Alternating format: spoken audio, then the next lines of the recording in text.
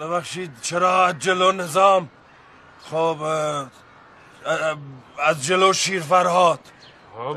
من پشت سر این نشیمنگز وایسم. برای اینکه من بالا برره بیدم. این دفعه حرفای نجات پرستانه خودت در بکنی میزنم تو حلقت. تو غلط نکردی، پایین برره یه ساق نخود بخور حرف بزنی با من. دعوا نکنید. چه خبره؟